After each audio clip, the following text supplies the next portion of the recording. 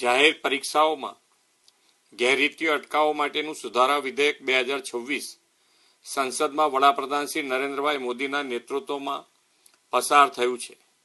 દેશના લાખો યુવાનોના ભવિષ્યને સુરક્ષિત કરવાની દિશામાં આ એક ઐતિહાસિક નિર્ણય છે.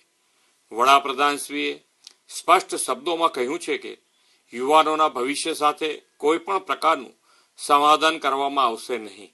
આ કાયદો એ જ સંકલ્પનું જીવંત પ્રતિબિંબ છે. હવે પરીક્ષામાં ગેરરીતિ કરનારાઓ સામે વધુ કડક સજા, વધુ કડક દંડ અને વધુ અસરકારક કાયદાકીય કાર્યવાહી સુનિશ્ચિત થશે.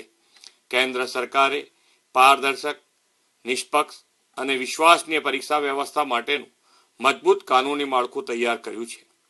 પેપર લીક, પરીક્ષા કૌભાંડ અને અન્ય ગેરરીતિઓ સામે હવે ઝડપી તપાસ, ફાસ્ટ ટ્રેક કોર્ટ, ખાસ સરકારી વકીલો, ટેકનોલોજી આધારિત સુરક્ષા અને પરીક્ષા પ્રક્રિયામાં જોડાયેલા તમામની સ્પષ્ટ જવાબદારી સહિતની જોગવાઈઓથી પરીક્ષાની વિશ્વસનીયતા વધુ મજબૂત બનશે.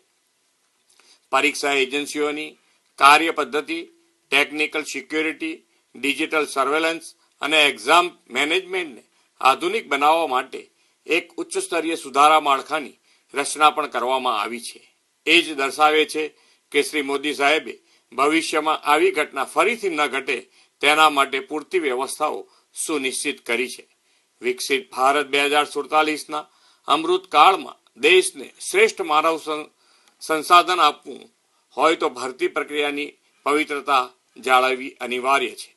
જ્યારે પરીક્ષા નિષ્પક્ષ થશે ત્યારે પ્રતિભાને યોગ્ય અવસર મળશે અને દેશની માનવ મૂડી વધુ મજબૂત થશે.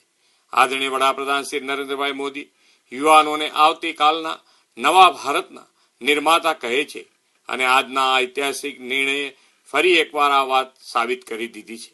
ગુજરાત સરકારે પણ વડાપ્રધાનશ્રીના માર્ગદર્શનમાં સંપૂર્ણ પારદર્શિતા, ટેકનોલોજી આધારિત ભરતી પ્રક્રિયા અને મેરિટ ફર્સ્ટના સિદ્ધાંતને સર્વોચ્ચ પ્રાથમિકતા આપી છે.